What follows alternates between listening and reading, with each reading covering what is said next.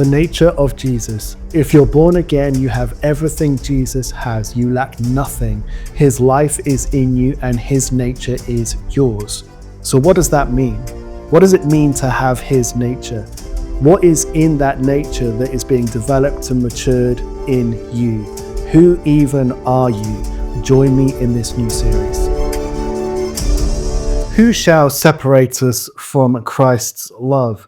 Shall suffering and affliction and tribulation, or calamity and distress, or persecution, or hunger, or destitution, or peril, or sword?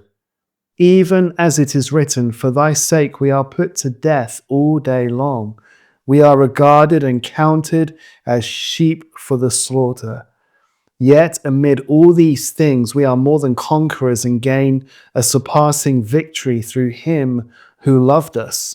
For I am persuaded beyond doubt, I am sure that neither death nor life, nor angels nor principalities, nor things impending and threatening, nor things to come, nor powers, nor height, nor depth, nor anything else in all creation will be able to separate us from the love of God, which is in Christ Jesus our Lord. Romans 8:35 through 39, a well-known passage for many of us.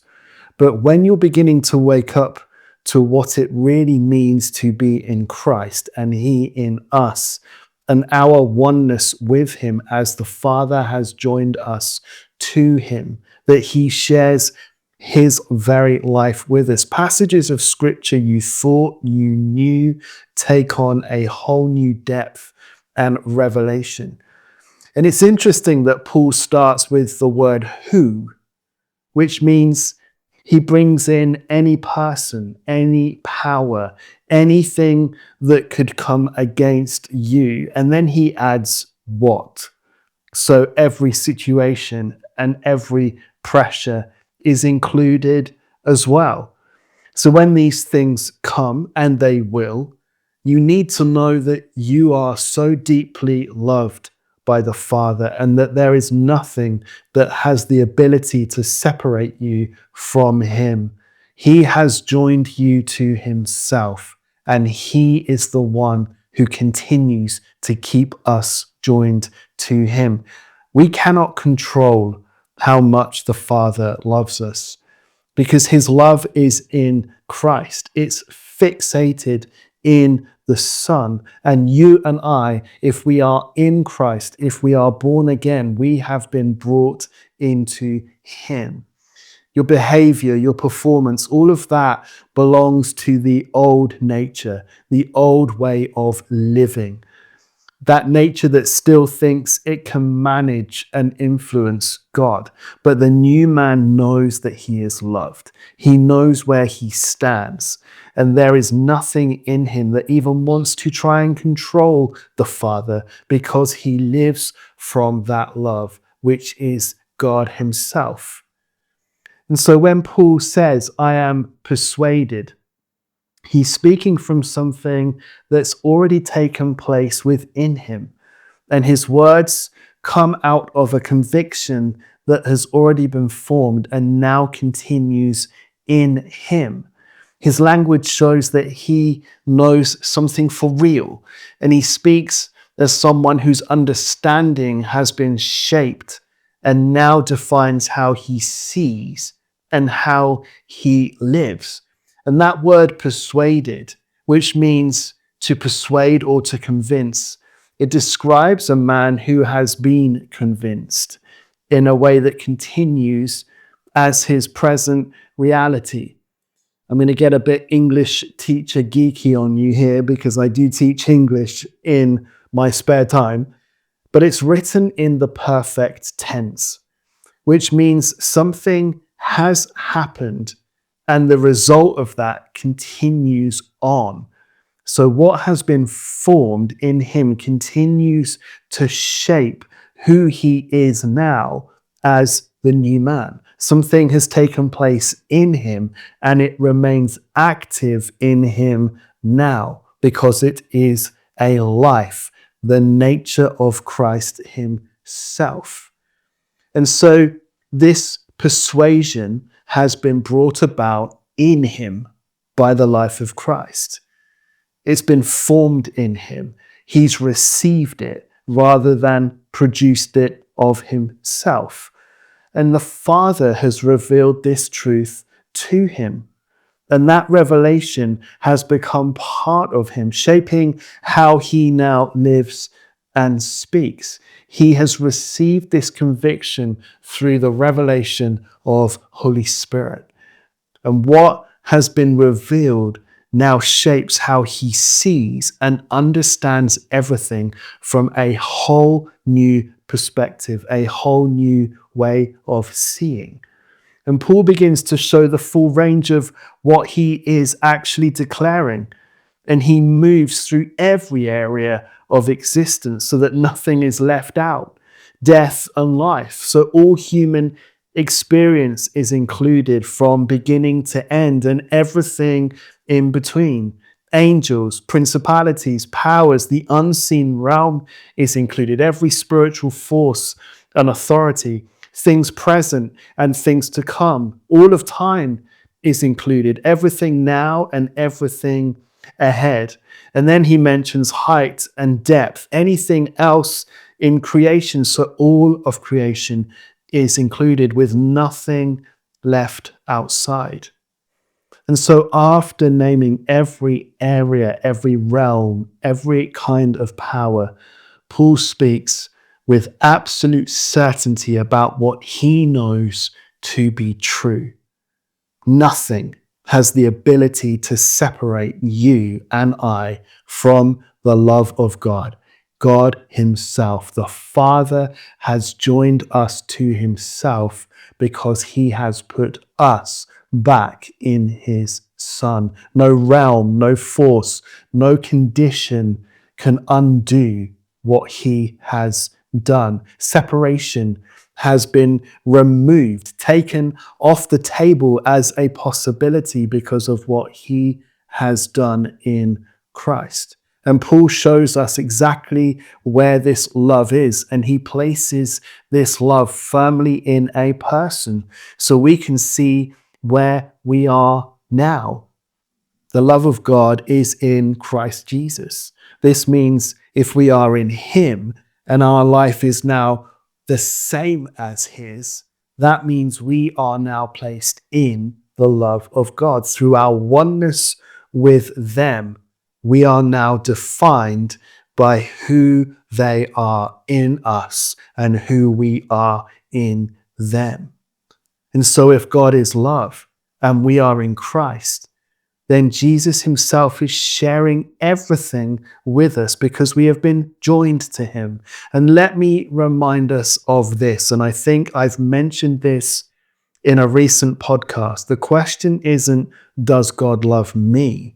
The question is, does God the Father love the Son, Jesus? And the way that the Father loves the Son is the same love that is true of you and I because we are now in him.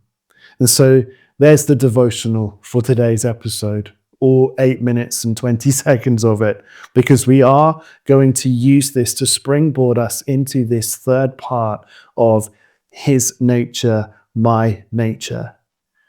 In the first episode, we saw that nature is what is produced by birth. Birth determines identity, not our behavior, both good and evil, for it's from that tree that needs to be chopped down.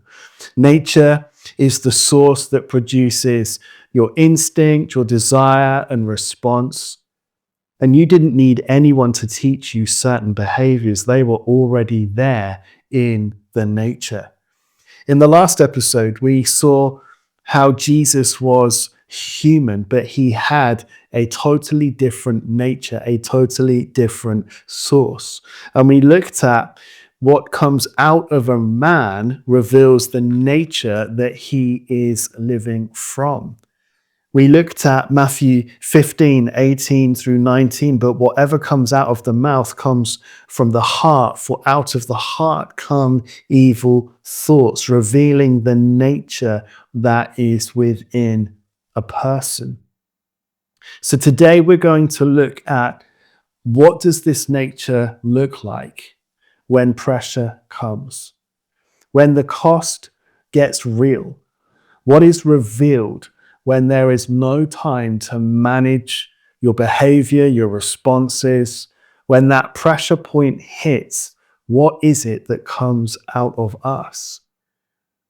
And so, if nothing can separate us from the love of God, and we looked at in this passage of scripture so many pressure points from all different angles and all different spheres and realms, what is the pressure actually doing? Because pressure is not separating us from Him. In fact, He is the one who is allowing the pressure to come. Because it is through these pressure moments that we truly do reveal the source, the nature that we are living from. And so we're going to look today briefly at what comes out of that nature, each nature, the nature of Adam and the nature of Christ, when pressure comes, because our responses show the nature within a man. And so pressure really does come. Paul is not saying to us in this passage in Romans that we are not going to experience pressure. In fact, the opposite. He's saying, no, there is coming pressure. It's going to come at us from all angles, but it cannot separate us from the Father. And so in order for us to be able to stand when pressure comes, we must first know just how loved we are. We cannot control His love for us as the new man. And so let's look at someone who over the last few years has become a person of interest for me particularly, and that is our brother Peter. And so one of the most poignant moments in Peter's life, having had a revelation many, many times that Jesus is the Son of God. I think, if I'm right in saying this, that Peter was the first of the 12 to actually see Jesus for who He is, as Son of Man, Son of God. And so he really does believe that he will stay with Jesus to the end. I will never deny you, even if I must die with you. And so what do we see in that nature, the Adamic nature in that moment? Well, the first thing is it believes it will last to the end with God. It believes it will go with God. It will remain loyal to Him. And it believes that it will stand when those moments of pressure come. Look at the certainty that comes out of Peter's mouth. I will stay with you until the end. And in Matthew 26:33 through 35, we read this: Peter answered him, though they all fall away because of you and doubt and disown you, I will never fall away or disown you. And Jesus said to him, truly I say to you, this very night, before a rooster crows, you will deny me 3 times. And Peter said to him, even if I must die with you, I will not deny you. And all the disciples said the same thing. Why did they say the same thing? Because they have the same nature. They shared in the same confidence in themselves. They all said the same thing because it's in that nature. But what happens when you're suddenly under pressure? What happens when there is everything to lose? What comes out of you and you just react in the moment? So let's take a look at how this happens for Peter. Matthew 26:69 through 75 in the Message translation reads this: all this time Peter was sitting out in the courtyard. One servant girl came up to him and said, you were with Jesus the Galilean. In front of everybody there, he denied it. I don't know what you're talking about. As he moved over toward the gate, someone else said to the people there, this man was with Jesus the Nazarene. Again, he denied it, salting his denial with an oath. I swear, I never laid eyes on the man. Shortly after that, some bystanders approached Peter. You've got to be one of them. Your accent gives you away. Then he got really nervous and swore, I never laid eyes on the man. Just then a rooster crowed. Peter remembered what Jesus has said. Before the rooster crows, you're going to deny me 3 times. He went out and cried and cried and cried. And I will add there, and cried and cried and cried. In fact, in most other translations, it says that he wept bitterly. Matthew 26:56. But all of this has taken place that the writings of the prophets might be fulfilled. Then all the disciples deserted him and fled. So Peter is sitting around a fire in the courtyard.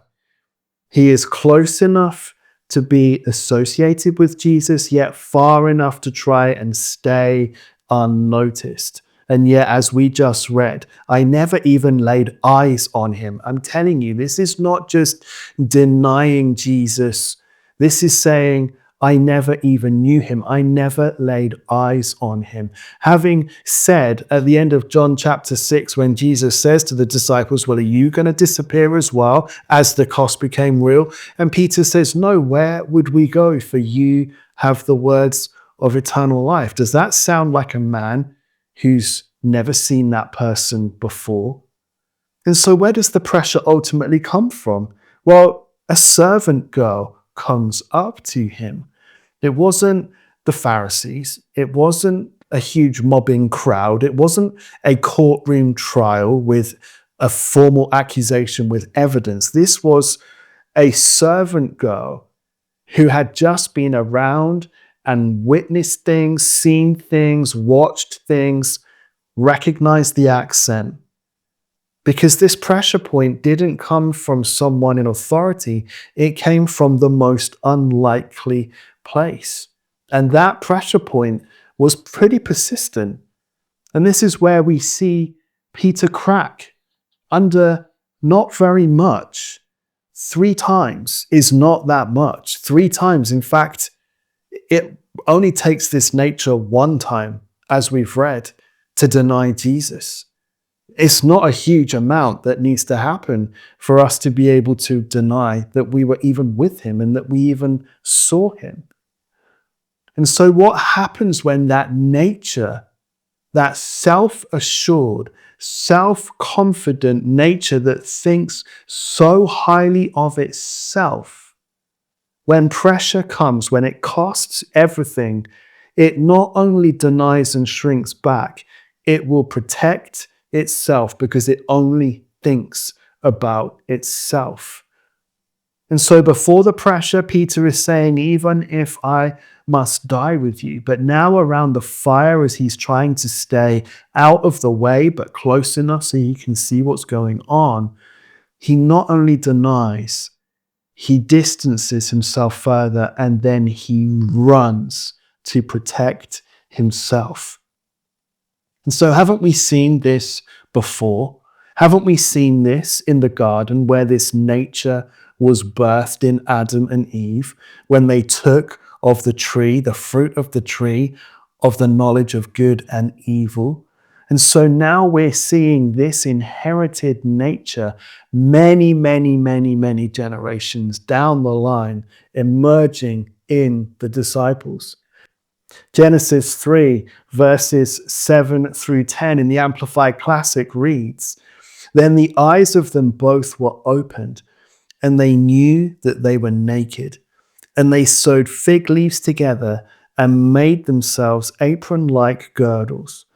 And they heard the sound of the Lord God walking in the garden in the cool, after the noon breeze of the day. And Adam and his wife hid themselves from the presence of the Lord God among the trees of the garden. But the Lord God called to Adam and said to him, "Where are you?"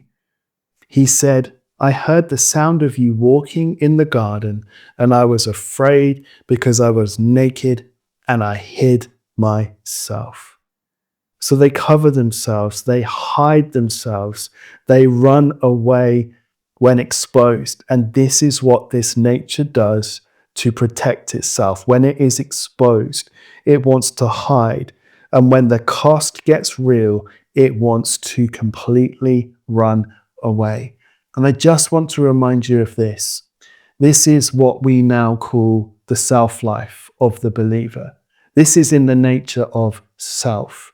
Self wants to protect itself, hide itself, run away, explain itself.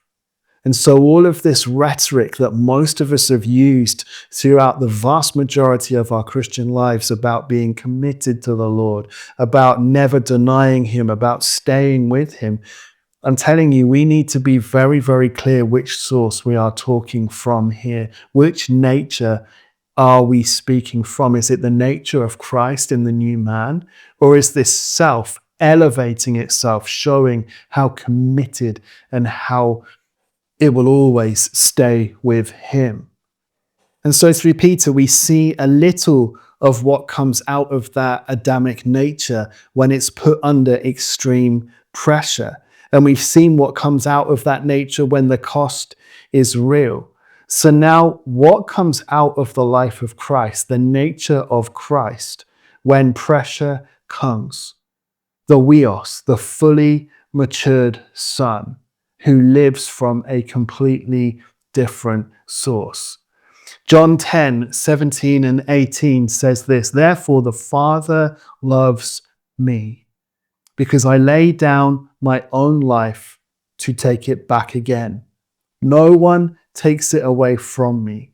On the contrary, I lay it down voluntarily. I am authorized and have power to lay it down, to resign it, and I am authorized and have power to take it back again. These are the instructions, the orders which I have received as my charge from my Father." Now, this nature is totally secure in the love of the Father. Therefore, the Father loves me. There is no hesitation in saying with absolute certainty that the Father loves him. The same certainty that Paul talks about in Romans 8. Therefore, nothing can separate us from the love of God in Christ Jesus. The certainty of that persuasion. Because what Jesus is talking about here in these verses in John 10 is his assignment. I have come to lay my life down. No one is going to take it from me. I am going to give myself voluntarily because that is what the Father has asked of me. My authority is of the Father, my instruction is of the Father, and the laying down is of the Father, and the taking it up again is of the Father. Everything in him is sourced in the Father. And so we've seen how the nature in Peter reacted under pressure. And now we see Jesus in the garden, having known that his hour has come. And he says, "Father, if you are willing, remove this cup from me, yet not my will, but always yours be done." And so we see here Jesus settling his will in agreement with the Father. He sees what is coming. He understands the weight of it. And in that moment, he is discerning. Is this the cup that we agreed would bring home the sons? Because there had been a multitude of attempts to take his life. He knew that it would be through death that the whole Adamic race would be taken out, killed off, so that a new race could come alive in him with the same nature as him, so that we were once again compatible with them. And so the most interesting thing about this is in the nature of Adam, there was this overconfidence, this, I'll never deny you, I'll even die. And then it runs as soon as the slightest bit of pressure comes. Whereas in the nature of Christ, we see something so different here. In fact, Isaiah prophesied in chapter 53 of Isaiah what we would see emerge from the nature of a fully mature huios, a fully mature son. Verse 7, he was oppressed, yet when he was afflicted, he was submissive and opened not his mouth. Like a lamb that is led to the slaughter, and like a sheep that before its shearers is dumb, so he opened not his mouth. And we see the fulfillment of this in Matthew 27:12 through 14. But when he was accused by the chief priests and elders, he made no answer. Then Pilate said to him, do you not hear how many things they testify against you? But he made no reply to him, not even to a single accusation, so that the governor marveled greatly. You see, he had nothing to defend. He had already settled his will in total alignment with the Father. And so his silence is his agreement. He's not responding to the accusations coming at him. He is moving according to what he sees the Father doing. So under this moment of intense pressure, he is not reacting, he is discerning. He's not trying to protect himself. He's not trying to explain or justify himself. Everything within him is already set toward the Father. So what comes out of him is not a reaction. What comes out of him is discerned agreement. And that's why he remains silent. His silence is his agreement with the Father, because he knows what it is the Father has always wanted. He knows that the Father has always wanted sons, and the only way that that was going to happen is if he became the last Adam and the firstborn of a brand new breed of human. And so here we have a little glimpse of what this nature looks like when it is fully developed and mature, because in us we have the same nature now in the new man, but it needs much maturing and development. I don't know about you, but for me, when pressure comes, I am still in that place of, okay, am I going to run from this? Am I going to try and protect myself from this? Or am I, as the new man, going to step forward and discern what the Father is seeking to do in me to develop and grow and mature the life of Christ in me? Every pressure point is an opportunity for me to discern what the Father is actually after. And I would say to you, as you are maturing, as you are growing, as the life of Christ is being matured in you, that you look at every pressure moment, every crack that is coming in that brokenness that he is orchestrating in your life and saying, Father, what is it that you are seeking to develop and mature in me? What is it that you are after? You see, we have a nature that lives entirely toward the Father. We have a nature who wants to go with the Father. We have a new nature that wants to be in agreement with him and with the Father's plan. And we have a nature now that is more concerned with what the Father desires than preserving our own life. But it doesn't develop overnight. This is that slow fire process that we talk about on the Focus podcast. This is years of development and maturing that each one of us are in.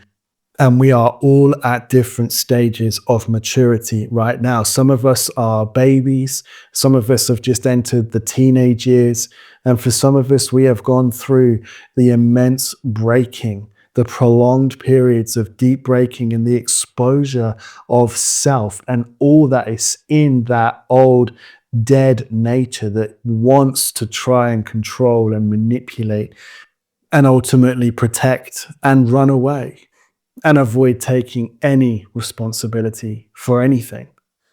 But as we close out today, let's return to our brother Peter, because something very drastic happens to him between him running away and hiding and denying Jesus to him standing up after Holy Spirit has been poured out at Pentecost, after Jesus has literally stood in front of his disciples in John chapter 20 and breathed Holy Spirit into them. Something very remarkable happens. Because if we fast forward Peter's story into Acts chapter 2, listen to what he is now saying as one who has been completely and utterly transformed. And this is what I believe has happened to Peter. I believe that his old man, his old nature was crucified. In that moment, he received Holy Spirit and Jesus breathed into him life for the first time, his new man creation. Listen to this in Acts chapter 2, verse 23 and 24. This Jesus, when delivered up according to the definitive and fixed purpose and settled plan and foreknowledge of God, you crucified and put out of the way, killing him by the hands of lawless and wicked men. But God raised him up, liberating him from the pangs of death, since it was not possible for him to continue to be controlled by it. And so we see a clueless Peter becoming a clued in one, because now he has a life inside of him that he has never before experienced. He is himself the new man, full of the life of the indwelling Christ. He now has the mind of Christ. He is now able to see and think from a totally new perspective. He is now totally clued in to their long-range plan, that this always was the plan. This is how they were going to do it. This is how they were going to bring us back to themselves. And so before his breaking, before he is totally clued in, before he becomes the new man, Peter is all out for himself. And then after, he is now all for the Father, a complete change of nature, a completely new perspective. And so through this series, I wonder if you've begun to see who you are as the new man at a slightly deeper level, from a different perspective.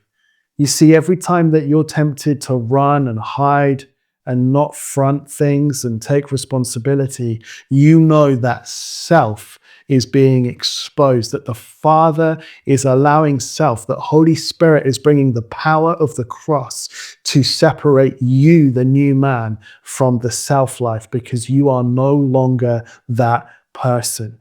And therefore, any strength, any power that you have to be able to go with the Father is not even from you. It is from the life of Christ in you, in the new man, in your new nature.